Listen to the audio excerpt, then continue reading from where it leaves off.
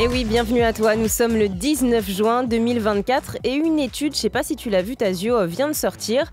Elle révèle que le youtubeur et journaliste Hugo Décrypte est plus cité comme source d'information que le journal Le Monde, Le Figaro ou encore Libération. Les trois réunis, les médias traditionnels détrônés par la vidéo sur YouTube et sur TikTok. On savait déjà que, voilà, en tout cas très chez les jeunes. Sur Instagram aussi en format fixe d'ailleurs, c'est ça. sur des carousels. Tu dis, Hugo Décrypte, c'est contenu. Ah ouais, mais moi j'ai une grande partie des. Mais cité où? C'est-à-dire cité sur des sites internet Ouais, même dans des discussions. Voilà, dans des discussions avec des personnes. Quand les gens vont parler d'actualité, ils vont dire Hugo Décrypte a dit ci, Hugo Décrypte a dit ça, au lieu de dire j'ai vu ça dans le monde. C'est la puissance de l'incarnation en vrai. Quand t'es incarné comme autant que Hugo Décrypte, en fait, tu t'es tellement visible en fait. Et puis il y a aussi ce truc que, moi je sais qu'il est jeune dans mon entourage. Vraiment, mon cousin qui avait, quand il avait 19 ans, 18 ans, il me parlait que de Hugo Décrypte en termes de référence média, quoi. Donc c'est assez ouf. Après, on peut toujours relativiser parce que, n'empêche, l'application du Monde, et notamment la matinale et tout, ça fonctionne très bien. Donc les médias traditionnels essaient quand même de se positionner sur les réseaux sociaux et notamment sur TikTok. On va parler de pas mal de choses. On a 2 invités aujourd'hui dans Réseau, donc on y va. Mais bien sûr, on n'oublie pas de boire de l'eau pendant le jingle. Réseau. Dans une tribune publiée lundi soir sur Mediapart, plus de 200 personnalités d'Internet appellent à faire barrage au Rassemblement national et pour ça, de voter pour la gauche. On vous en parlait hier dans Réseau et ce matin, on reçoit l'homme à l'initiative de cette tribune et de ce qu'il a baptisé le stream populaire. Salut Cassim. Salut. Tu es aussi journaliste à Télérama et à tes côtés se trouve Aiden. Salut Aiden. Hello. Cofondatrice du CID, comprendre le stream en mer de l'extrême droite. Un très beau sigle. Ouais, pas mal du tout. Bien trouvé. Donc Cassim et Aiden depuis lundi. Et la publication de cette tribune, un mouvement est en marche sur les réseaux sociaux, même avant, ça a commencé bien avant, le stream populaire, plus précisément sur la plateforme Twitch. Vous appelez donc à voter contre l'extrême droite. Tu peux y aller, Cassim, si tu veux, pour commencer. Ouais, tout à fait. En fait, on a tout simplement on a réfléchi en interne. Est-ce qu'il fallait faire un appel plutôt simplement contre l'extrême droite ou du coup explicitement pour le nouveau Front populaire? Et on s'est rendu compte que il y avait finalement que 3 blocs qui s'opposaient dans cette élection.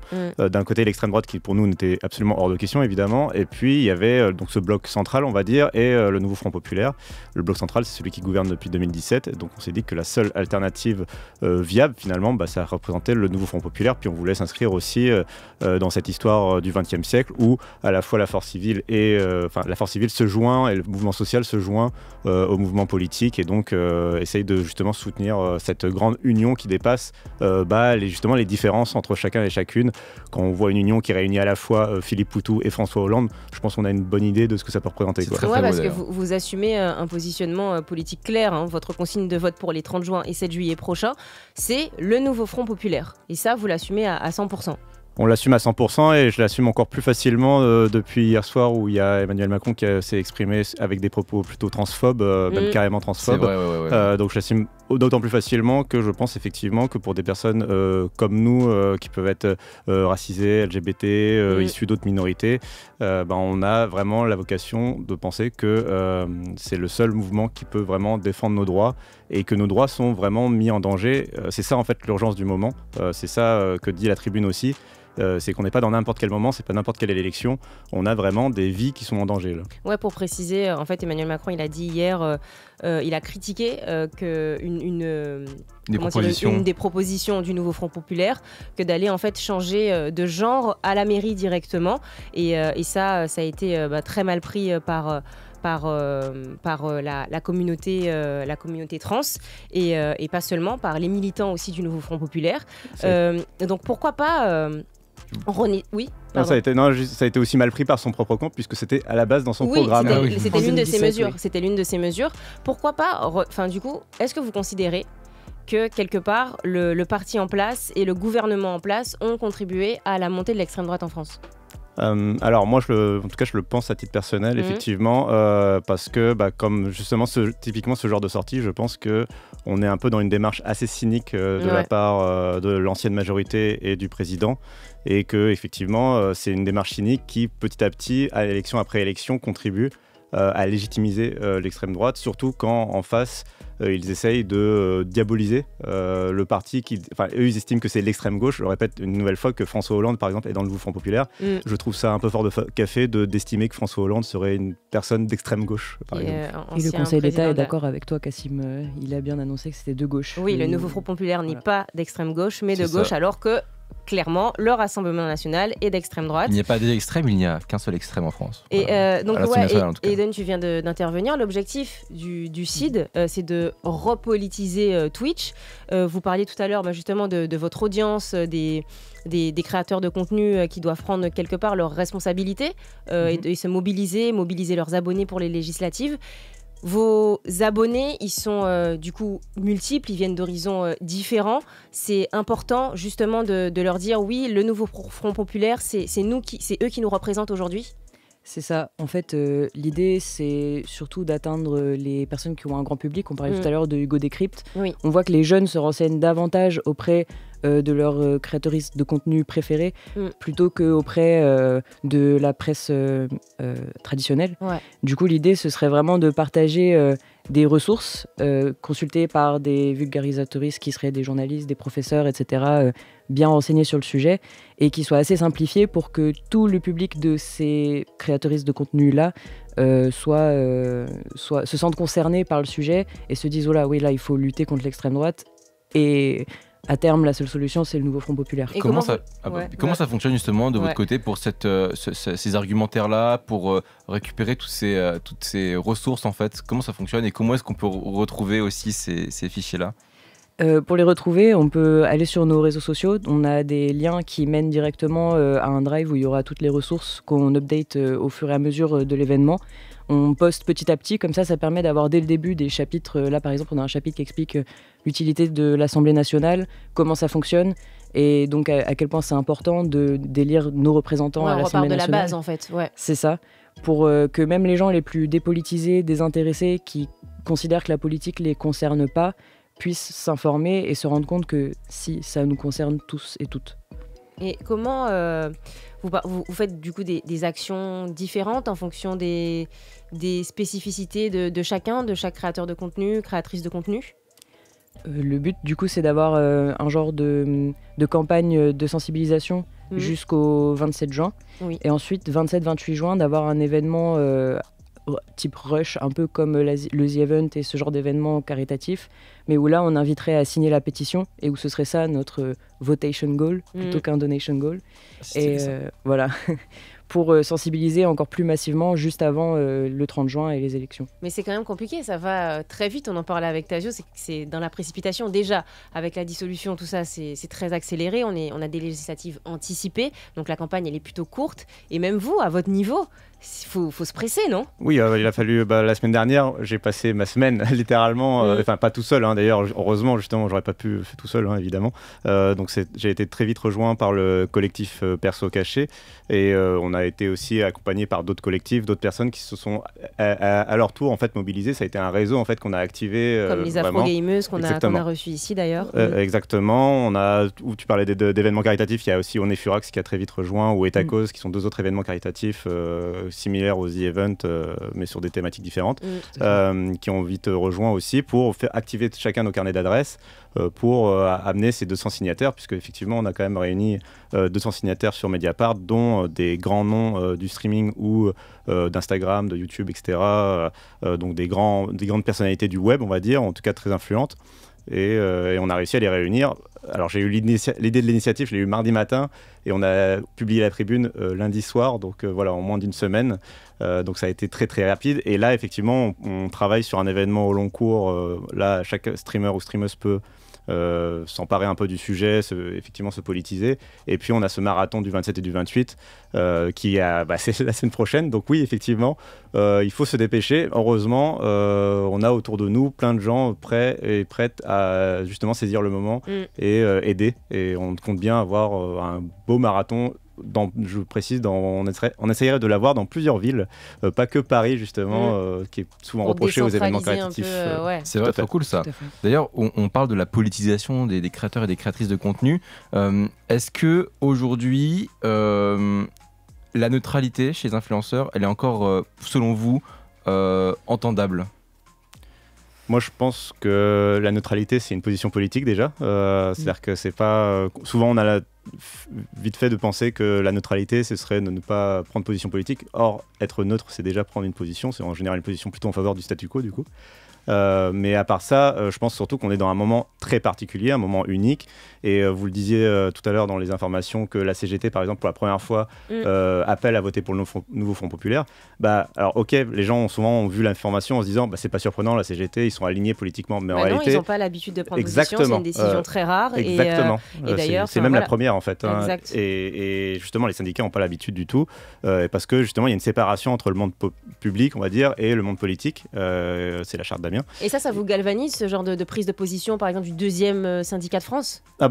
Totalement, ça nous galvanise et puis ça explique vraiment ce que c'est que le nouveau Front populaire qui, encore une fois, va au-delà du monde politique et la société civile doit s'emparer de ce sujet-là. Et pour moi, c'est tout l'enjeu. Et donc, pour répondre à la question, oui, pour moi, il faut absolument que les streamers et streameuses ou les créateurs de contenu en général prennent position, sortent du bois pour un camp ou pour l'autre à la limite. Mais pour moi, évidemment, c'est plutôt en faveur du nouveau Front populaire.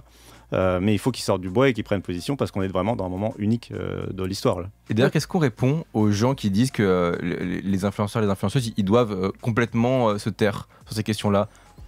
Je pense qu'on leur répond qu'ils ne se rendent pas compte d'à quel point ça nous concerne tous et toutes, au-delà de la politique justement, qu'il est aussi une question de vivre dans un État qui nous accepte comme on est, et que si une personne ne se prononce pas là-dessus, c'est qu'elle est d'accord de, entre guillemets, laisser passer ce genre d'intolérance. Et c'est le fameux paradoxe de l'intolérance. Si on tolère l'intolérance, c'est l'intolérance qui passe en fait. Voilà. Oui, Cassim, tu avais quelque chose à ajouter ? Ouais, si je peux me permettre, c'est aussi c'est quelque chose qu'on voit effectivement sur les réseaux sociaux, de cette question de il faudrait qu'ils restent neutres, ou même les médias par exemple, etc. C'est un truc dont on se posait même pas la question au XXe siècle. On s'imaginait pas des grands auteurs ne pas prendre position justement en faveur du nouveau Front populaire contre l'arrivée du fascisme. Et même dans les années 90, les rappeurs aussi. Exactement, les artistes au début des années 2000. Bien sûr, en 2002, tous les artistes avaient pris position contre le Front National, ça ne choquait personne. Et comment s'explique cette dépolitisation du débat public aujourd'hui ? Comment ça se fait que les gens ils osent plus s'exprimer sur ces questions-là ? Peut-être parce que à l'époque, on était tout front contre l'extrême droite, on la laissait même pas parler aux radios, etc. Et à force de la banaliser, il y a des gens qui sont devenus assez copains avec ces idées-là et qui maintenant, c'est dans leur désintérêt que les gens se politisent et que les gens, même au-delà de rester neutres, juste luttent contre le fascisme et l'extrême droite et l'intolérance. Je pense qu'il y a un peu de lien, c'est qu'avant, justement, on parle de... À l'époque, ça choquait pas que quelqu'un se positionne contre ça. Aujourd'hui, je pense que ça choque parce que justement l'extrême droite a été banalisée, qu'elle a réussi son travail de non mais on est plus si méchant. Ouais, c'est un travail de dédiabolisation en fait qui a permis ça en fait. Notamment aidé par TikTok. Et une nouvelle fois aidé aussi par l'ancienne majorité, à partir du moment où on accepte que des vice-présidents de l'Assemblée nationale soient issus du Rassemblement national, qu'on les accepte dans le débat public et qu'on les intègre et qu'on les légitimise au même titre que justement d'autres partis qui sont eux véritablement républicains. On en arrive à cette situation-là où on ne comprend plus pourquoi le Rassemblement national devrait être mis à part par rapport au reste, alors que lui et Reconquête sont des partis vraiment... il suffit de lire leur programme, il suffit de lire leurs déclarations encore récemment pour comprendre qu'ils sont un danger pour la République. Quoi. Oui, d'ailleurs, la CGT, on en parlait tout à l'heure, tu l'as évoqué, qui dit donc d'aller voter Nouveau Front populaire. Elle dit clairement que l'extrême droite, le Rassemblement national, ne sera jamais le parti des travailleurs et des travailleuses, même s'il essaie de se faire passer pour ça. Et c'est la même chose que vous dites, quelque part. Moi, j'aime pas trop parler de minorité. Enfin, c'est juste on vient d'horizons différents, on est différents. Et vous parlez justement des abonnés, des personnes qui suivent les streamers, les créateurs de contenu et les créatrices de contenu qui sont très suivis. Et ces personnes-là, d'ailleurs, ces abonnés qui seront peut-être amenés à aller sur TikTok et à voir la banalisation du Rassemblement national, vont peut-être avoir envie de voter demain pour Bardella et tout. Et ce que vous essayez de leur faire comprendre, c'est que non, ils ne sont pas là pour défendre leurs droits non plus. Oui, exactement. Oui, c'est exactement ça. On a vraiment envie de contrer justement cette campagne de communication qui est menée par le Rassemblement national et de banalisation, en disant que oula, ce qu'il raconte, il y a beaucoup de mensonges. Et il est important de faire une campagne de communication qui est aussi importante que le RN, mais pour la gauche, pour le nouveau Front populaire, et leur dire ils le disent pas, peut-être pas aussi efficacement que le RN sur TikTok et ces réseaux-là, mais en fait c'est eux qui ont un vrai intérêt à vous aider, que ce soit les milieux populaires, justement les minorités de genre entre guillemets, les femmes, etc. Bardella qui faisait un communiqué où il disait que le RN était pour les femmes et tout ça. Bon, Oui. on sait que c'est rigole, surtout de la jeune. manipulation, c'est ça. Et quand Macron fait des sorties comme ça sur Exactement. les transgenres, ça aide quelque part à valider À valider, votre discours à vous. Tout à fait. Mm. Moi, en plus, je suis directement concernée. Et je trouve ça aberrant que pour essayer potentiellement de gratter de l'électorat justement chez l'extrême droite, ils sortent des choses qui contredisent non seulement son propre programme, mais aussi des valeurs qui ne devraient pas être promues par à la fois les politiques, les médias, etc. Et on est de retour dans Réseau avec Cassim qui est journaliste, non pas à Télérama comme je l'ai dit au début de l'émission, mais à FR Android, c'est ça hein Oui. Et qui est à l'origine de la tribune signée par plus de 200 personnalités d'Internet pour faire barrage au Rassemblement National, et Hayden, cofondateur du CID, le stream emmerde l'extrême droite. On aime beaucoup ce sigle. Ouais, ici, j'adore. T'as dit, t'avais une question, ouais. C'est ça, une petite question. Est-ce que vous avez déjà pensé aussi à l'après-élection et aux différents scénarios qui sont possibles, avec une accession du RN au pouvoir, la gauche au pouvoir ou Macron qui réussit à conserver un peu tout ça?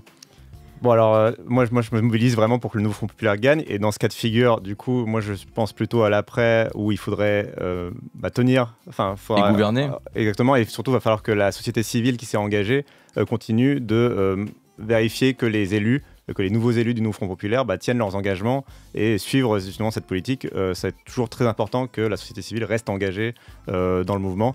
Dans le cas contraire, tu évoques une possible victoire de l'extrême droite, c'est évidemment le danger qui est face à nous.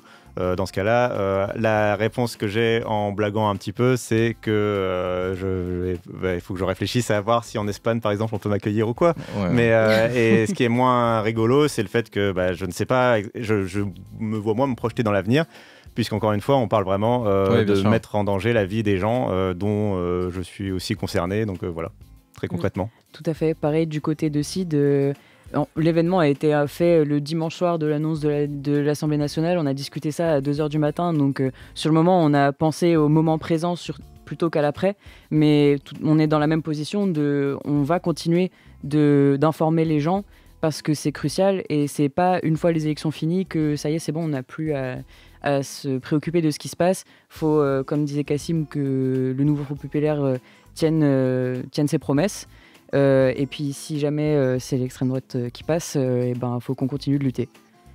Très bien, merci. Très bien, une bonne réponse. Et on merci, continuera à lutter Cassim. dans tous les cas parce que c'est important de Oui, faire parce que je passer rappelle que le- Tasio est co-signataire aussi de la Oui, tribune, avec dont Gauche tu as d'Internet l'initiative, surtout, Cassim. Ouais. qui est un collectif que j'ai créé, une sorte de grande plateforme. N'hésitez pas à la rejoindre. Voilà. On est toujours à la Rejoignez recherche le de créatifs, Discord. de talents et tout. Et nous, dans tous les cas, on sait qu'on continuera à se battre pour l'union de la gauche, c'est important. Bon, Cassim et Eden, vous restez avec nous. On a Ok. quelque chose à vous faire écouter. Parce que les humoristes aussi se mobilisent contre l'extrême droite. Dans cette période politique sombre, Walid Jabari, et qui est rebeu de poche, a choisi de traiter la montée du Rassemblement national en France et la popularité de Jordan Bardella, président du parti, avec humour. Dans une vidéo validée par Mokobé en personne, manque plus que Rimka et AP, vous l'aurez compris, c'est une reprise du morceau Tonton du Bled de 113 qui a beaucoup tourné sur les réseaux. Je voulais rester à Bagnolet, Macron m'a dit Bardella. Dans ce cas-là, t'en laisses ton Burkini Bardella. Alors dans une semaine, je suis en Algérie Bardella. J'irai finir mes jours au taf. Je voulais sortir Hier, ma crise. quand je suis tombée dessus, Tasio, il y a Fauzi, Fafa, mon collègue sûr, qui m'a fait remarquer que l'un des mecs qui joue le flic dans la vidéo, c'est Pierre, l'humoriste Pierre Ertou, qui a travaillé chez Move. Alors je l'ai appelé directement pour qu'il m'explique d'où est parti ce délire. En fait, avec Walid, à la base, on était sur un autre tournage qui est en rapport avec l'actualité, et il se trouvait qu'on était déguisé en flic avec l'autre humoriste, Gaëtan Husson. Et en fait, il y avait un Porsche à côté. Et il s'est dit, mais attends, si vous me prenez là comme ça, et genre on le fait avec les flics et tout. Et on a improvisé ça comme ça. Et en fait, c'est un des plans principaux de la vidéo. Voilà, donc ça s'est fait un peu comme ça, en speed. On l'a fait en une prise, et puis voilà. Et ça sentait le gamos qui était pas là pour... Enfin voilà, pas de plaque d'immatriculation, on savait très bien quoi il avait servi, donc on s'est un peu dépêché, on se dit à tout moment il y a des gens qui vont appliquer, qu'on va pas être très content qu'on traîne à côté du Porsche. Walid, lui, il n'était pas habillé en flic, mais en djellaba. À l'origine de la vidéo, bien sûr, Walid, c'est un habitué des scènes de stand-up et il a l'habitude donc de faire du son, des parodies et de parler de l'actualité dans ses spectacles. Donc là, avec le RN aux portes du pouvoir, il a démarré direct. Surtout avec l'actualité, je me suis dit, en fait, là, il y a un créneau où on peut en rire de ça, on peut un petit peu en quelque sorte alléger les esprits, même si pour le coup le contexte politique de notre pays il est quand même assez tendu et l'échéance elle est assez importante, en tout cas pour le 30 juin.